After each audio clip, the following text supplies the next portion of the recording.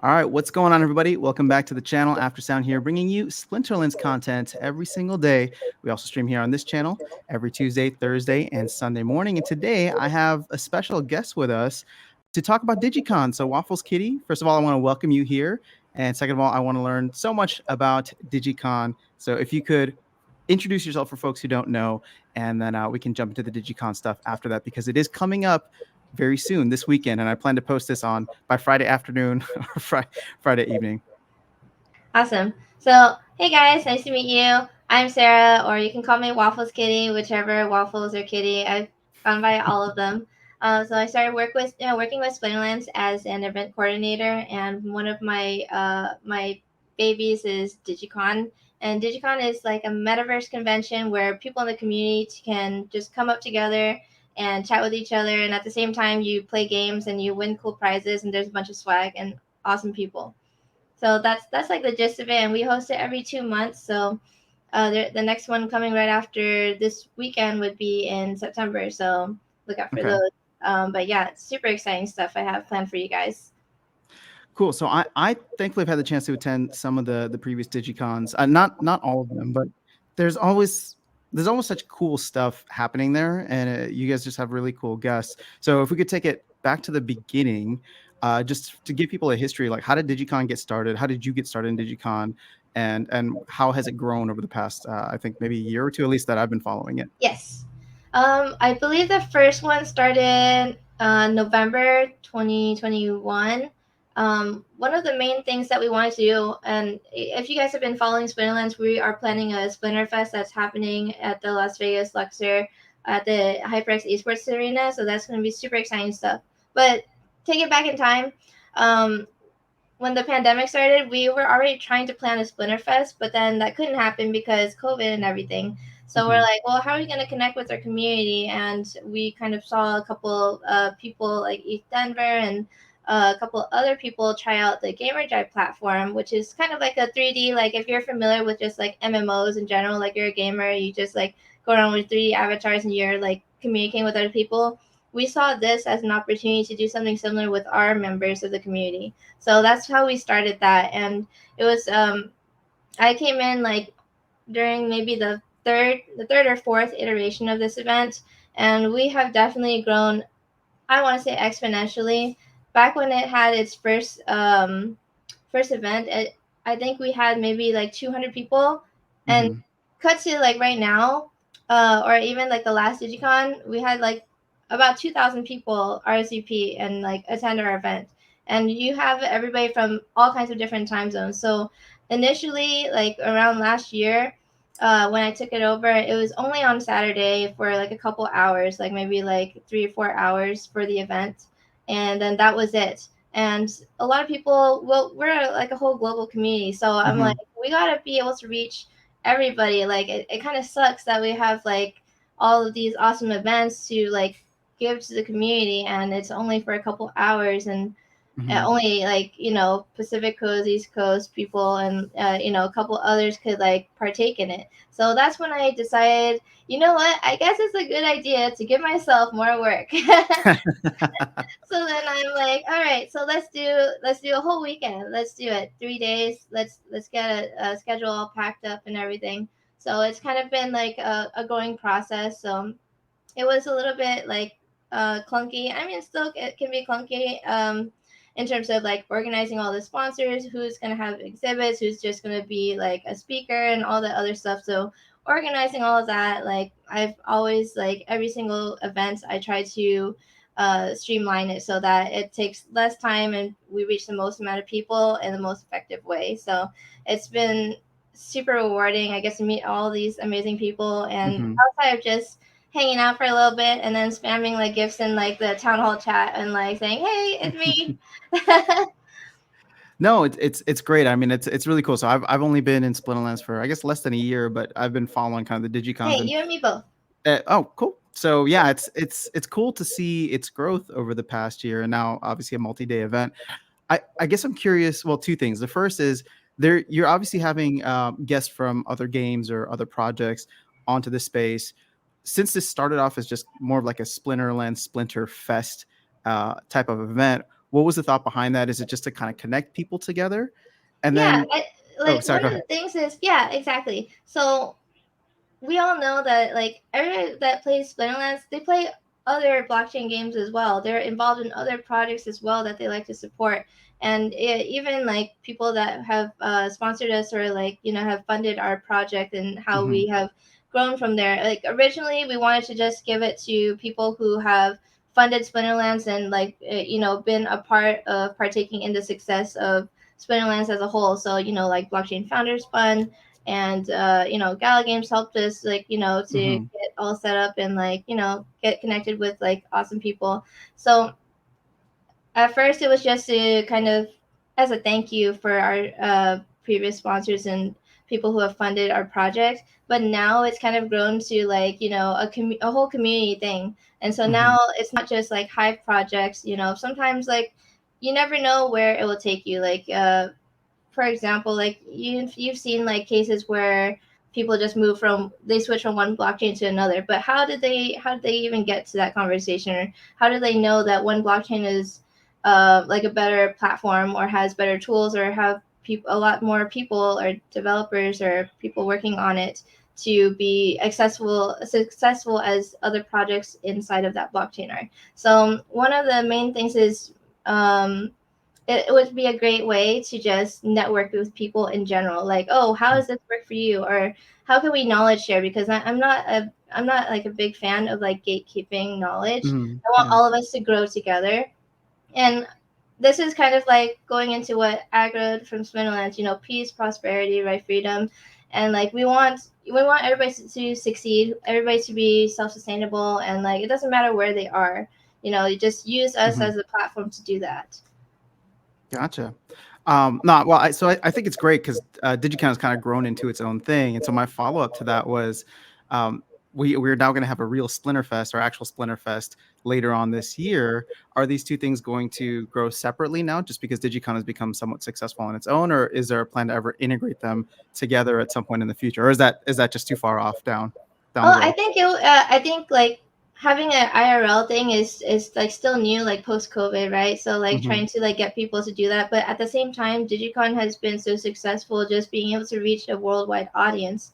So I think we would still have both happening, and Hmm. we might possibly do something like a hybrid event, right, with Splinterfest for people who are not able to make it IRL. We'll have a whole like online version for everybody to follow through with Mm, everything okay. else. Yeah, but then Splinterfest would be like you said, like its own thing, and then Digicon its own thing. Cool, cool. Just out of my own personal curiosity, how did you get involved with one Splinterlands or maybe just crypto blockchain gaming in general? Like what did the beginning of your journey look like? Okay, well, I don't know how far you want to go here, but I remember like All the two way to the beginning. 2 3 years ago, my uncle he told me. Well, this is I don't know if you guys have watched It's Always Sunny in Philadelphia, but you know that one image of dang it, I don't watch the show. I only watched a couple of episodes, but Same. he looks all like crazy, and there's this whole map behind him. He's like, yeah, I Charlie, have right? all this Yeah. planned out. I'm like, Yeah. I'm gonna figure this out, and Hmm. like that was like my uncle. Like he was like that weird crypto uncle, and like he knows all these things and he says stuff. But like we're like, all right, uncle, like that's your thing, you Hmm. do that. But he told me like to open up a Coinbase account and like he'll give me my Christmas present there. So I opened it and then he gave me like a little bit of Bitcoin, a little bit of Litecoin, I think. Hmm. And that was it. And then I didn't even look at it for like 2 years. And then cut to 2 years after, I learned more about crypto. Crypto was kind of becoming more like mainstream, Hmm. and so I was just curious, and then like I looked into my account, and like I was so surprised because I think what he gave me was only like $10 worth of Litecoin before, but then Hmm. it like more than double it. I felt like I think it like 10x or something. It was like something like crazy. I was like, is this the same thing that like my uncle That gave he me two gave years you. ago that I thought it was weird and like Hmm. so um and then during the pandemic, like I've been working in finance. Hmm. I work with two teams of financial advisors at like this big like firm, and I wanted to change. I like even before I was working there, I was involved in esports, and I love esports, and like Hmm. League of Legends. Don't hate me, guys, but like you know, No hate allowed. It's okay. yeah, Everybody's allowed to play their own games. right. So I wanted to get back into gaming, so I'm like, man, it's esports as its own industry was also like super like new and booming, and it's still like booming too. And then now there's crypto games as its own like Hmm. industry, and like everything's kind of being developed, all like right now. So like there's no real like cadence, like there's no, oh, how do you get into it? There's no real path to get into like whatever is available right now. It's just make your own path. Hmm. So I didn't know where to go, so I was just like, I wanted like to switch it up. So I left, I went to a marketing firm, and then after that it was like the pandemic and a lot of stuff happened, and like I got laid off, and then I was kind of like figuring out like, man, where should I go? And then so Gamer Drive, which is now rebranded as Inverse, but at the time it was called Gamer Drive, and Splinterlands was already like a client, and Hmm. they were hosting a job fair, and then I was like super interested in this new technology. I'm like, oh, I'm so familiar with this. This is like just playing MMOs, and Hmm. so one of the people there, they're like, hey, well, it looks like you're super tech savvy. Do you want to just like volunteer for us and like kind of like help people like learn about our platform, and then we can give you like cool toys to play with. I'm like, sure, I have time. So Yeah. yeah, so after that, I was like, this is super cool. I was just like volunteering here and there, and I've done like a lot of events with them. And eventually, it got to the point where they're like, Sarah, you are super awesome. You're a rock star. Like, we want to hire you, but we're kind of in the process of like, we got to get all the dev work done so that we can then focus on like marketing the product and everything. So Hmm. after that, like we didn't talk for a little bit. I was just like around, and then they're like, hey, so somebody from Splinterlands can't take care of this event anymore, and we think you're the perfect person for it. So then that's when they made the connection for me, and they're like, hey, they just threw me over. They're like, hey, Aggie, this girl's super cool. Like, see if she can do this job for you. And then he's like, cool. Just can you do it for this? And I'm like, yeah. And then so it was just super easy. Cool. And that was in November of last year, or And you mentioned November, so. in July actually, so it's almost been a year. So Oh, cool. just Okay. Well, around congrats then, on one that's year. when I was like, yes, let's like get into this, and then that's when I kind of dove into more like crypto related like Hmm. education and knowledge. And I'm still like, I feel like a little baby. Like I don't know like everything there is to know. There's like so much information out there. So Yeah. yeah, Well, I mean, I'm still learning something new every day, and I feel like there's something new being created every day. So it's exactly. never an easy thing. Well, so I just want to say thank you again. I appreciate you taking your time, and I want to be respectful of your time. So just to Yeah, close you're out, good. You're good. okay. So with Dygycon, and we can close out with this. Where can people find more information about Dygycon? Will there be recordings? And then if people want to connect with you, or maybe, I don't know, potentially connect for like a future Dygycon, how would they get in touch with you or whoever they need to get in touch to for that? Sure. You can always find me on Twitter at the Waffles Kitty, or you can go at Dygycon. Either of those, you'll be able to reach me on the Dygycon profile on Twitter. You'll be able to get into our Discord that I just created like last month, and that's one of the tools I'm using to streamline like interacting with everybody, sponsors, guests, everything. So I've been using Discord a lot to organize all of that. So that would Hmm. be like a really great place to start, and all the links that you need will be there. Cool. Okay. Well, since we have time for one more, since you said, what is the origin story for Waffles Kitty? So one of my friends in college, like I've never played D&D in my entire life, and they wanted to play something that was similar to D&D, but it was called Mouse Guard. And they were like, "Oh, here's your character sheet." And then I was like, "What the heck is this?" There's like a whole piece of paper, and I have to write everything, and then I have to roll for all of my different stats, and like, I've never done that in my entire life. Hmm. So I was like, "This is really weird, but it's cool." And then there's like a little picture, like a little box for me to draw like a picture of like what my character would look like. And I just thought, honestly, the two things that I like the most, right? Cheese and waffles. So I was like, I'm just gonna name myself Waffles. Oh That's amazing. All right. No crazy meaning behind it, just what you yeah, love the yeah, most. yeah. The two It's things you super love the simple. most. Cool. Well, Waffles Kitty / Sarah, I really appreciate you taking the time. I'll encourage everybody to make their way over to Dygycon this weekend. And if they watch it, unfortunately, too late, the next one should be in September. Do you have dates for that yet? Yes, I have it on the Discord. I could look it up real quick for you. So,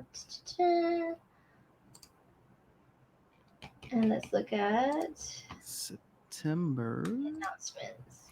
All right, so the one that's happening right now, July 15th to 17th. The next one will be September 23rd to 25th, and November will be 18th to 20th, and then run it back in January 20th to the 22nd. Awesome. All right. Well, you guys heard it. So make sure you go check it out. And thank you again to Waffles Kitty. Thank you guys for having me. I really appreciate After Sound. Like, thank you for bringing me on here. Thank you for reaching out and everything. It's really great to be able to meet you and then, have this opportunity to talk about Dygycon. So it's super cool. Yeah, well, I mean, and hopefully, maybe in the future we'll get a chance to do it again and dive deeper. Yes. Like I said, that the requests had come in from people in like my community who were just like, I want to know more about Dygycon, but I feel like Waffles Kitty always gets like 30 seconds in the town halls, so they're like, can you have her on? So it worked out in this way. Well, we have so much cool stuff to talk about in town hall, and then I don't necessarily have like eye candy or anything, so I'm like, I'll just have like my little bit here, and then like, all right. Yeah, it's tough if you have to compete against eye candy and Yabba Map, Yeah. right? So, well, glad we could give you a space here to kind of talk through it more, and then hopefully we'll have you back in the future to talk maybe if there's other cool developments that happen within Dygycon. Thank you. Appreciate it. All right.